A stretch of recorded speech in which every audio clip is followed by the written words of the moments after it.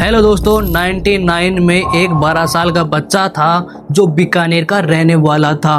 वो अपनी बुआ जी के साथ भुजिया बनाने में लगा रहता था और वो इस बात से बिल्कुल अनजान था कि उसकी भुजिया आने वाले समय में नंबर 1 पर ट्रेंड करेगी।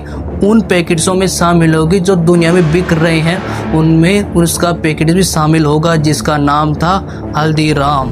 दोस्तों, मैं बात कर रहा हूँ इंडिया के सबसे बड़े स्नैकिंग ब्रांड हल्दीराम जो भुजिया बना कर देती है। हल्दीराम का जन्म राजस्थान के बीकानेर ज़िले में 1908 को एक गरीब परिवार में हुआ था। दोस्तों, मैं बताना चाहता हूँ कि हल्दीराम का बचपन से ही भुजिया बनाने में काफ़ी इंटरेस्ट था। जो अपने दादाजी के साथ दुकान पर बैठता था। उसका दादाजी बीकानेर में एक छोटी सी दुकान में भुजिया बेचते थे। तब वह उसका इंटरेस्ट होने के कारण वह अपने दादाजी के साथ डेली वहाँ पर दुकान पर बैठने लग गया। लेकिन वो इस दादाजी की तरह कुछ पैसे कमाकर खुश नहीं था। वो अपने बिजनेस को आगे बढ़ाना चाहता था और अपनी मेहनत और अपने काम को, अपने नाम को दुनिया के सामने रखना चाहता था। हल्दीराम अपनी भुजिया बनाने में बेसन का प्रयोग करता था, लेकिन राजस्थान के लोगों को मोट की दाल बहुत पसंद थी। इसलिए राजस्थान के लोग मोट की दाल को कई प्रकार से प्रयोग में लेते थे और उसको यूज करते थे। तो दोस्तों, यह देखकर हल्दीराम ने भी अपनी भुजिया में बेसन के साथ साथ मोट की दाल में मिक्सर करना चालू कर दिया। खाने के बाद राजस्थान के लोगों को वो भुजिया इतनी पसंद आई यानी इतनी इंटरेस्ट लगी कि वहाँ पर लोगों को लाइन लगने लगे, लोग खाने के लिए तरसने लग गए। तब हल्दीराम ने अपनी भुजिया बनाने में लगा रहता था, मेहनत करता रहता था। लेकिन हल्दीराम यहीं पर आकर रुका नहीं। उसने रियलाइज किया कि उसकी जो भुजिया है वो मोटी है और थोड़ी सी सॉफ्ट है, जिससे लोगों को उनके कस्टमर को खाने में थोड़ी दिक्कत होती है। तब वो अपने कस्टमर की ईटिंग एक्सपीरियंस बढ़ाने के लिए उसको एक ऐसी चीज़ की ज़रूरत थी जो उसको अच्छी बना सके। वो अपनी भुजिया को थिन और क्रिस्प में बनाना चाहता था। तब उसको एक ऐसी मैश की ज़रूरत थी जो एक स्टैंड उसके होल्स छोटे हो, जिससे उनसे भुजिया थोड़ी पतली निकल सके। तब सबसे पहले उसको अपने बैटर को पतला करने की ज़रूरत पड़ी। उसने अपने बैटर को पतला किया और एक मैश उन चारों तरफ मार्केट में देखकर उसने एक खुद की मैश का निर्माण किया, जिससे वह भुजिया बनाना स्टार्ट किया। और वो मैश जो लिया वो इतनी पतली थी कि उसकी भुजिया भी पतली बारीक आने लग गई, तो लोगों को पसंद आने लग गई। हल्दीराम ने अपनी भुजिया को लोगों में खिलाने में और उनको बेचने में काफ़ी इंटरेस्ट लगा। तब हल्दीराम ने एक पता लगाया कि उसके बीकानेर जिले में सबसे फेमस राजा महाराज डंगर सिंह रहे थे, जो लोग उसकी बहुत रेस्पेक्ट भी करते थे, उसका मान सम्मान भी करता था। जिसको देखते हुए हल्दीराम ने अपनी भुजिया का नाम महाराज डंगर सिंह के नाम पर रख दिया। जो महाराज डंगर सिंह के नाम से जो भुजिया बिक रही थी, लोगों को इतनी सेटिस्फाइड लगी कि वो लोगों को खाने के लिए तरसने लगी। तब हल्दीराम ने अपनी भुजिया को पैकेट्स के रूप में भी शामिल करने लगा, पैकेट्सों में बेचने लग गया। उनकी भुजिया को पैकेट्स में पूरी दुनिया में जो बिक रहे थे पैकेट्स उनमें शामिल कर दिया। तो दोस्तों, कुछ सालों के बाद उसका अच्छा खासा बिजनेस चल रहा था, सब कुछ अच्छा चल रहा था। तब वो कुछ दिनों के बाद अपने 2 भाइयों को भी उस बिजनेस में शामिल कर लेता है। बिजनेस में शामिल करने के बाद उसके दोनों भाई भी उसके बिजनेस को आगे बढ़ाने में लग जाते हैं और तीनों भाई लगकर अपने बिजनेस को आगे बढ़ा देते हैं, बहुत आगे बढ़ जाता है। लेकिन कुछ सालों के बाद कुछ ऐसा हुआ कि 36 साल के 1944 को उनकी हल्दीराम की शादी हो जाती है और उसके 2 बच्चे भी हो जाते हैं, जिसके कारण उसकी बीवी और उसके भाई की बीवी दोनों के आपस में, घरेलू महिलाओं के बीच में आपस में कुछ बात हो जाती है, आपस में लड़ाई हो जाती है, जिसके कारण उनको भाइयों से अलग होना पड़ता है, जिसके कारण हल्दीराम को घर छोड़ना पड़ता है, घर छोड़कर बाहर चला जाता है।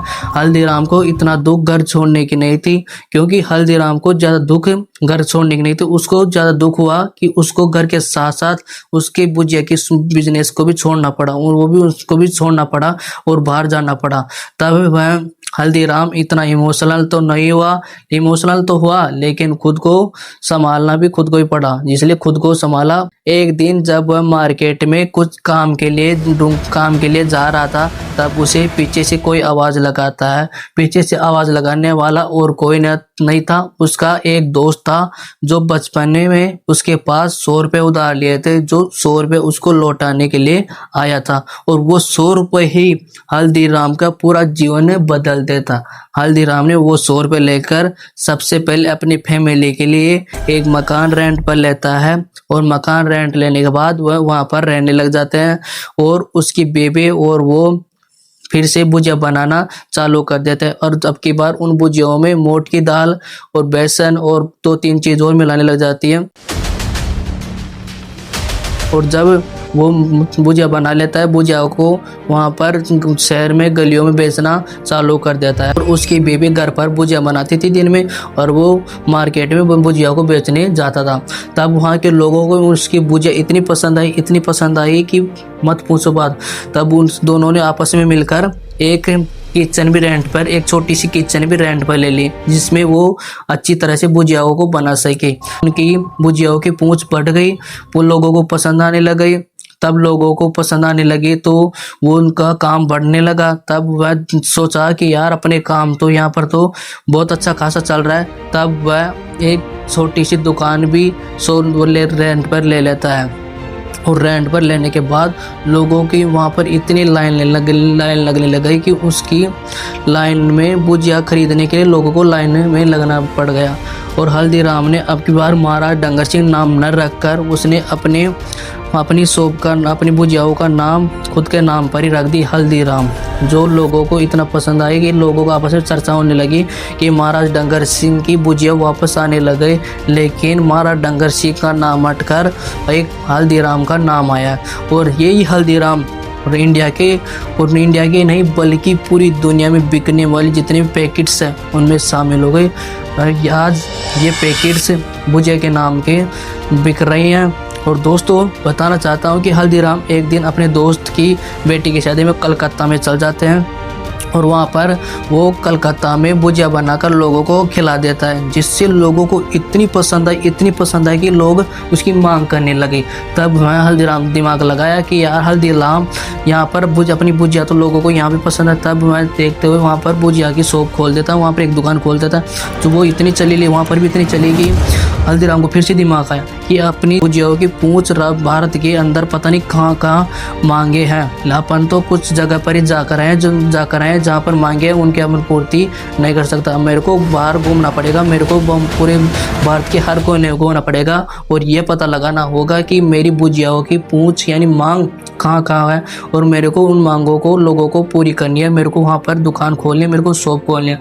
तब वह अपनी बिजनेस को बढ़ाने के लिए एक दुकान दिल्ली में खोल देता है, एक नागपुर में खोल देता है, और धीरे धीरे दिल्ली के अंदर खुद की एक फैक्ट्री खोल देता है। उसके 2 बेटे थे, उनको नागपुर और दिल्ली में बिठा देता है, और वो दोनों आपस में बिजनेस चालू कर देते हैं और अपने कार्यों को बढ़ाने लग जाते हैं। और वह भुजिया के साथ साथ धीरे धीरे उसका बिजनेस को आगे बढ़ाने लगा। भुजिया के साथ साथ कचौरी हुई, नमकीन हुई, रसगुल्ले हुए, बीकानेरी रसगुल्ले, ऐसे आप तो देखा होगा, आपने खाया भी होगा। ये बीकानेरी रसगुल्ला हल्दीराम के हैं, और ये हल्दीराम उसी बीकानेर का रहने वाला है। यह एक बड़ा बिजनेसमैन है जो राजस्थान के बीकानेर जिले की खानी है, जिसका नाम हल्दीराम था, जो मैं आपको बता दिया। तो दोस्तों वीडियो आपको अच्छा लगा तो वीडियो को लाइक और चैनल को सब्सक्राइब कर देना। जय हिंद।